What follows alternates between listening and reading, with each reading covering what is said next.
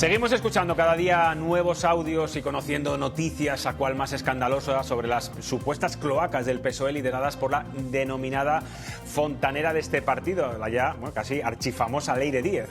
El PSOE tardó varios días en abrirle expediente, aunque finalmente fue ella la que se dio de baja del partido. Pero fíjense, porque hay otros militantes a los que se les expulsó de forma más fulminante y por mucho menos. Es el caso de nuestro invitado, exsecretario general del Partido Socialista de Euskadi y con una larga trayectoria en esta formación. Nicolás Redondo Terreros fue expulsado hace 2 años, por lo que la cúpula socialista calificó entonces como reiterado menosprecio a las siglas y tras pronunciarse contra la amnistía. Señor Nicolás Redondo Terreros, buenas noches. Hola, buenas noches. ¿Cómo estamos? Hemos colocado aquí, para que vea el pasado y el presente, carteles electorales de hace 27 años casi, ¿verdad? Yo sé que lo han hecho con buena intención, pero claro, veo el tiempo que pasa. Bueno, también está el presente, también está el presente. Bueno, con usted ha sido el Partido Socialista, no sé si menos benévolo que con Leire Díez. No es una comparación. Yo tuve un procedimiento abierto en el que se respetaron todas las garantías y que lo gané, porque estaba basado en una equivocación o falsedad, según como se quiera ver. Decían que yo había dicho en los medios de comunicación que había apoyado a Ayuso en un acto de una fundación que yo presido. Bueno, demostré que no era cierto, que no la había apoyado, era una actividad institucional. Es más, había invitado al Partido Socialista también, y es más, demostré cómo yo unos días antes había hablado a favor de Gabilondo, que era el candidato que competía con Ayuso, ¿no? Bueno, eso quedó en nada, aunque una persona que ni habló terminó expulsada, no sé cómo tiene el expediente ahora, es Joaquín Leguina.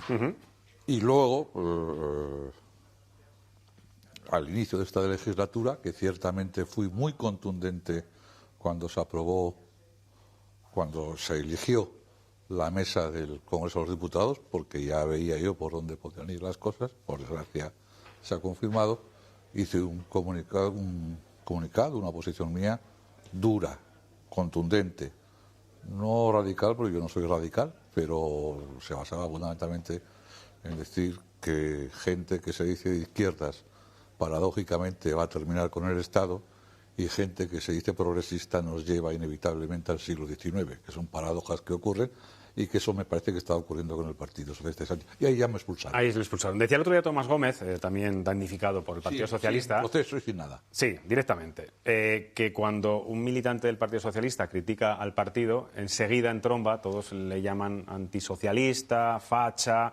Bueno, tenemos un ejemplo cercano. Su compañero de partido, Eduardo Madina, el otro día en un comentario que hizo en la cadena SER, rápidamente salió Óscar Puente a criticarle duramente y casi cruelmente. Todo esto, ¿por qué sucede? ¿Porque no hay vida interna, no hay debate dentro del Partido Socialista, o porque Sánchez, pues tiene un control férreo, absolutamente férreo, de todos los militantes y, en fin, nadie le puede criticar de alguna manera, nadie le puede llevar la contraria? Yo creo que hay una parte voluntaria y otra por las circunstancias han llevado al Partido Socialista a un enrocamiento que le convierte más en una tribu que en un partido político. Hubo decisiones que llevaban a un control muy claro y definitivo, por decirlo de alguna forma, del líder, y esas fueron voluntarias, pero además en los 2 o 3 últimos años, desde los indultos, la amnistía, todo se ha ido reduciendo más de lo que dicen los propios estatutos, que ya se han limitado mucho, porque se han enrocado y se han convertido en una especie de tribu. Un cierto fanatismo de los cuadros medios.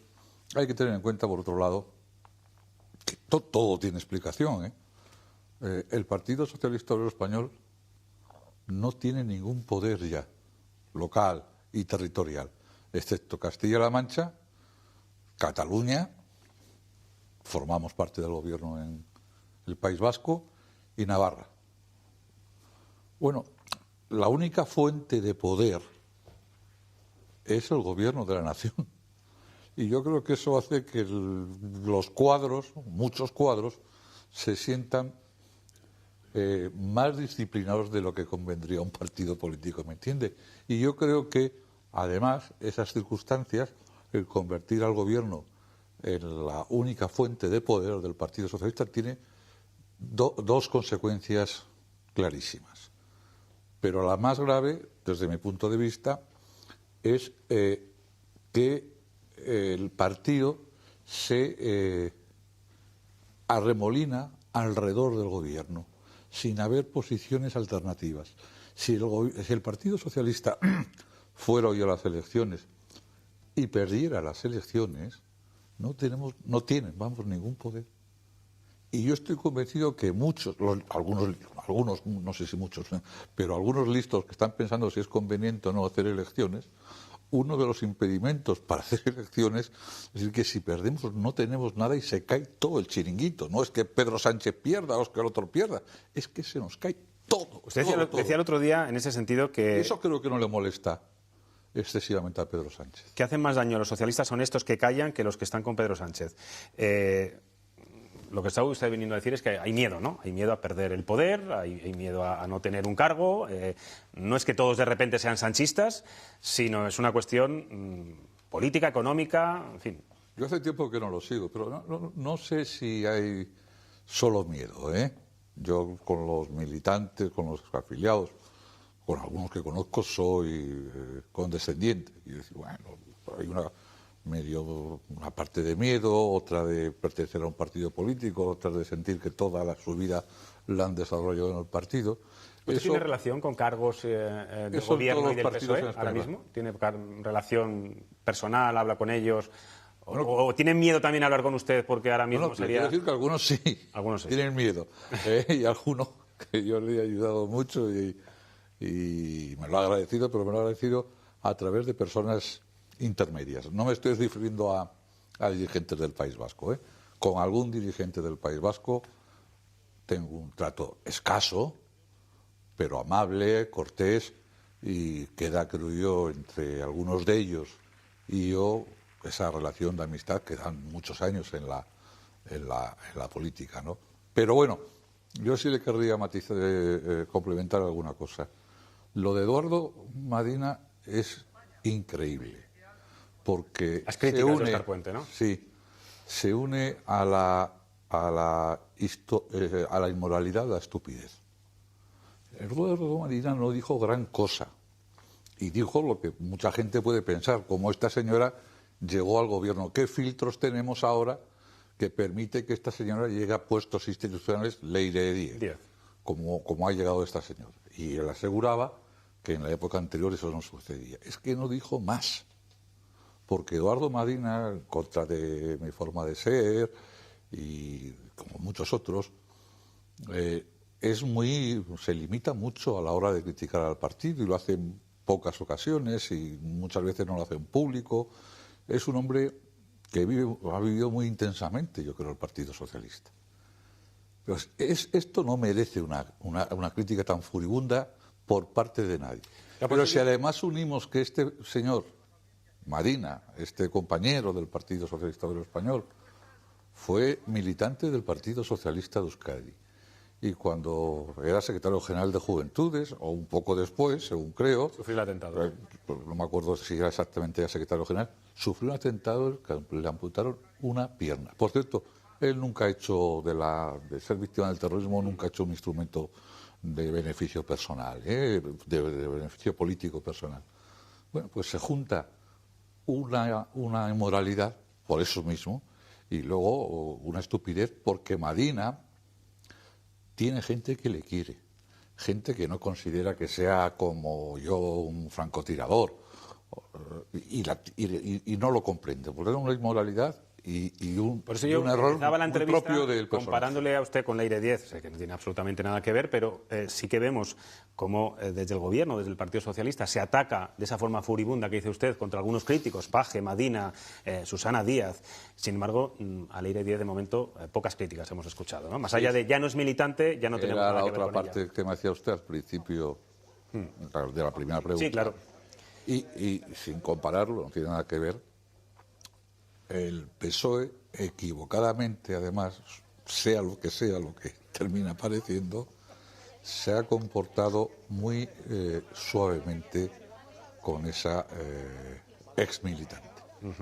Si solo por las circunstancias en las que estamos viviendo, solo porque ante varias posibilidades que existen, la más sencilla es la más probable hasta que no se demuestre lo contrario, y la más sencilla es que tenga relación con Ferraz, lo primero que tenía que haber hecho el partido para salvar al partido, los dirigentes del partido, para salvar el Partido Socialista, para no convertirlo en un baluarte, para no convertirlo en una especie de felpudo por el que puedan pasar todas las vergüenzas, es no solo abrir un expediente, sino abrir en cualquier caso un expediente disciplinario, con lo que había ya, no informativo, con lo que había ya podía haber una expulsión temporal.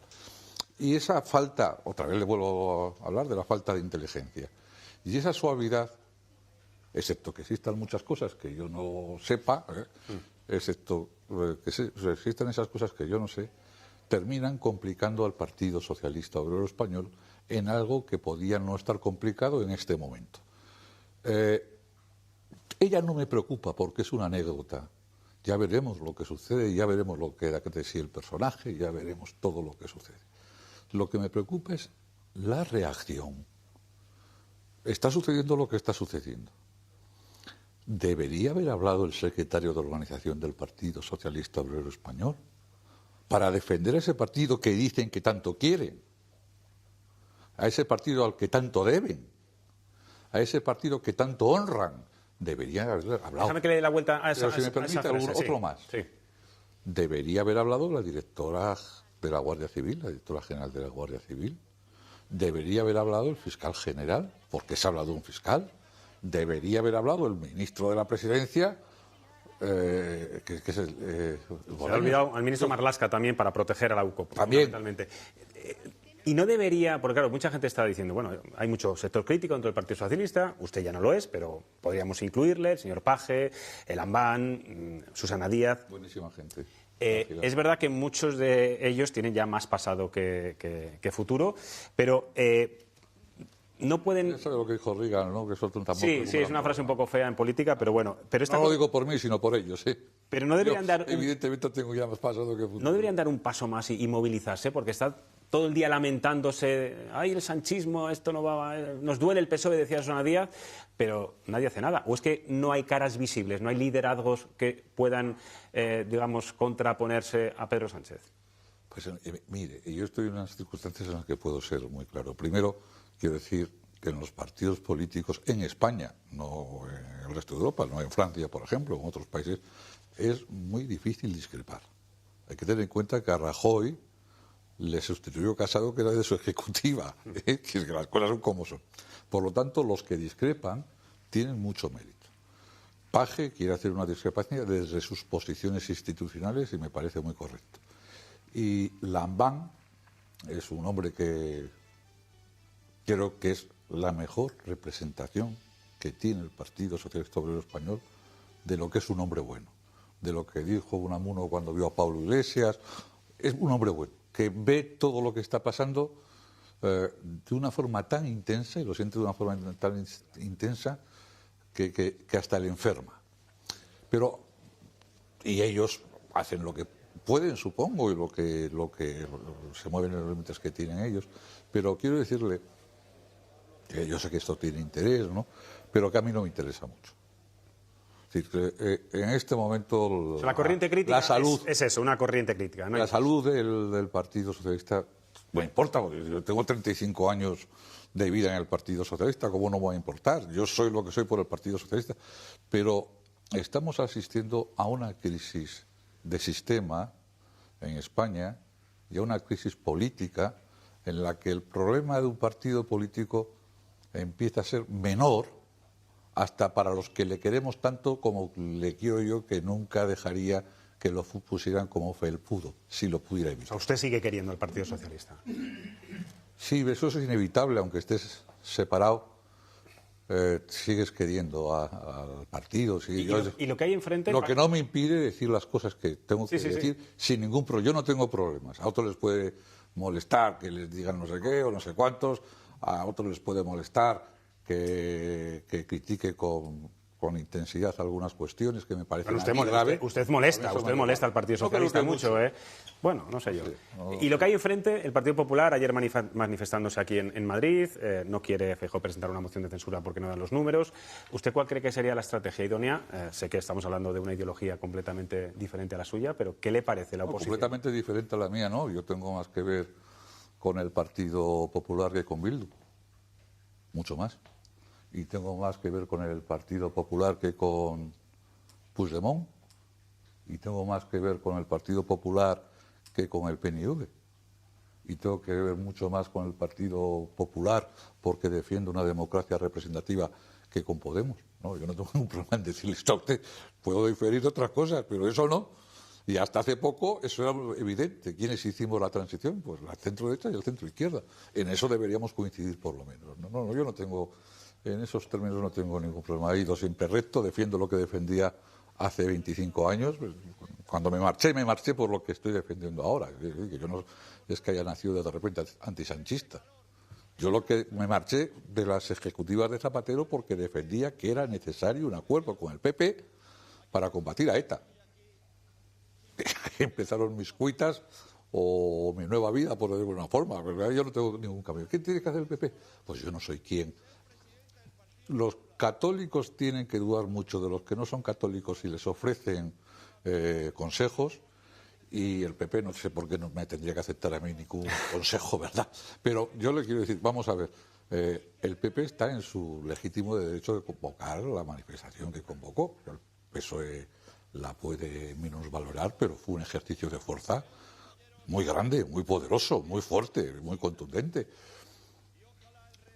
Por lo que he visto en los medios de comunicación. Estamos viendo imágenes ahora ahí y el esfuerzo que hizo el señor Feijóo por establecer una posición templada, me parece que una persona independiente debe reconocerlo por encima del debate político, ¿eh?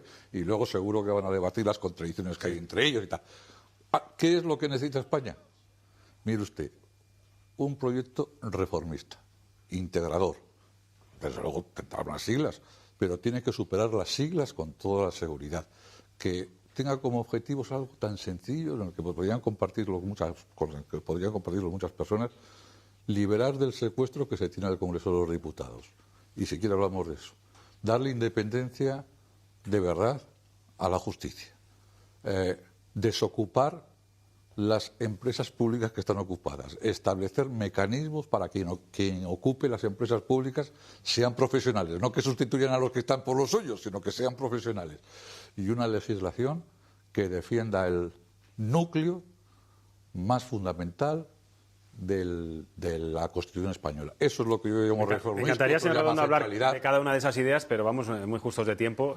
Carmelo Encina está ahí con el boli ya apuntando. Cuando quieras, Carmelo. ¿Qué tal, don Nicolás? Buenas noches. ¿Qué tal estamos, Carmelo? En esta secuencia de fotos que le han puesto aquí detrás, si hubiera un plafón más, hubiera estado la de la primera comunión, porque le ves el proceso de rejuvenecimiento de izquierda a derecha.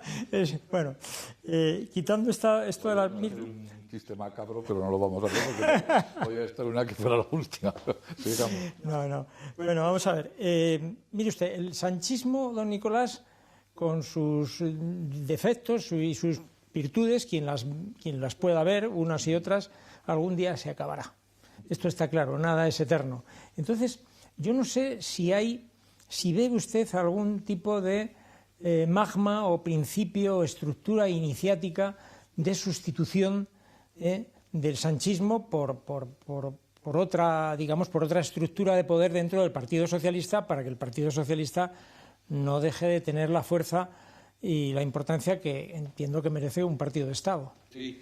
Esa es una pregunta interesante. Como yo no estoy en cónclaves, y supongo que lo sabrá, y sean frecuentes y numerosos, pero como no estoy en cónclaves, le puedo hacer una reflexión breve de carácter general. Mire, el Partido Socialista es tan importante que nadie lo ha heredado. Todo el mundo lo ha conquistado. Y han tardado mucho en conquistarlo muchas veces. Felipe González no lo heredó. No. Felipe González, con mi padre, Alfonso Guerra, Enrique Mójica, Ramón Rubial, lo conquistaron.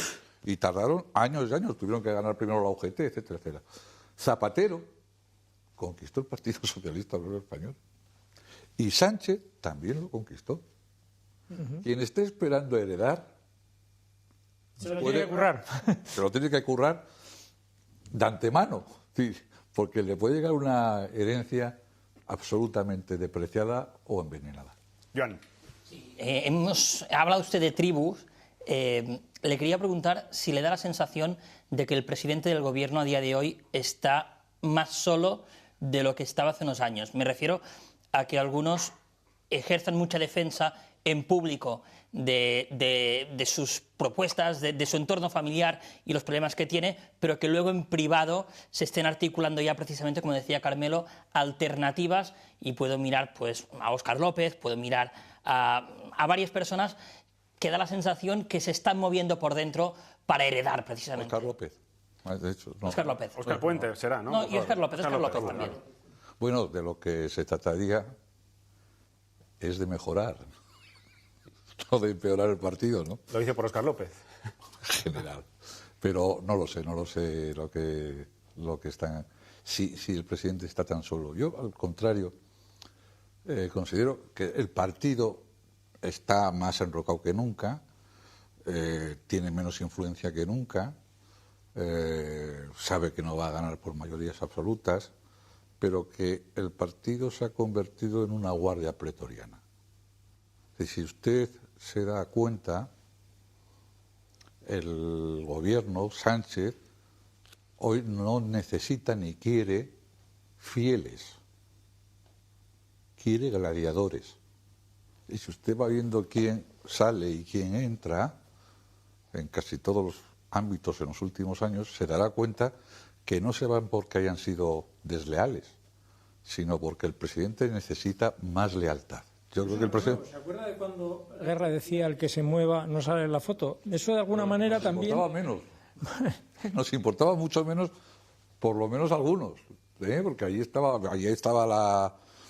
por ejemplo, la UGT decía lo que quería, luego se rompió, iba a decir. Hubo divorcio. Hubo un divorcio. Hoy no es posible el divorcio, según veo yo, pero hubo divorcio, hubo renovadores, hubo guerristas, la UGT estaba allí, estábamos los que no éramos ni renovadores ni guerristas, que por ejemplo éramos los vascos. Nosotros siempre dijimos lo que consideramos que teníamos que decir, y no tenía consecuencias. Quiero decir, lo que estaba claro para los que ejercíamos la oposición, el criterio de la oposición ejercí, pero una especie de pensamiento libre, para mí nunca tuvo consecuencias en aquella época que yo discrepara. Bueno, su padre le convocó a Felipe González una huelga general, la primera huelga general de la democracia. Y mi padre se fue del Congreso de los Diputados. Mi padre se fue del Congreso de los Diputados. Pero es decir, no hubo nadie que pensara en abrirle un expediente a Nicolás Redondo. Eso era algo que no pasaba por la imaginación de nadie, con una huelga general que ha pasado la historia como la huelga general. Como la huelga general. Que el partido, es cierto, en los momentos de crisis todos los partidos se enrocan, ¿no? Y el Partido Socialista en aquella época no entendió la huelga. Siguió entendiéndola mal. Ketty. Sí, muy brevemente yo quería hacerle dos cuestiones. Hace un año Felipe González dijo algo que llamó mucho la atención, que es que se sentía huérfano de representación. Usted acaba de decir que se siente más cercano al PP que a Bildu, que a Podemos, que a Esquerra o que a Junts, teniendo en cuenta que Pedro Sánchez se siente más cercano, y así lo dice y así lo hace, a Junts, a Bildu, a Podemos o a Esquerra que al Partido Popular. Mi pregunta es si usted, llegado el caso, votará al Partido Socialista en las próximas elecciones generales. Es una pregunta un poco personal, pero me gustaría que nos lo desvelara, teniendo en cuenta si se siente también huérfano de representación. Y en segundo lugar, apelando a sus galones o a su trayectoria, ¿cuándo cree que serán esas elecciones generales? Si usted cree que habrá adelanto electoral o si Pedro Sánchez llegará hasta mayo de 2027, tal y como se han conjurado. Yo esa campaña en la que fui candidato al Lehendakari, esa o la siguiente. Como hablaban de un acuerdo con el Partido Popular, y yo sabía que eso podía molestar a muchos en aquella época, la verdad, sí que un día se lo cuento minuciosamente, ¿no? cambié una frase de Felipe González, que suele ser muy brillante siempre. Él dijo, soy socialista antes que marxista. Y yo me pasé el mes entero diciendo, soy ciudadano antes que socialista.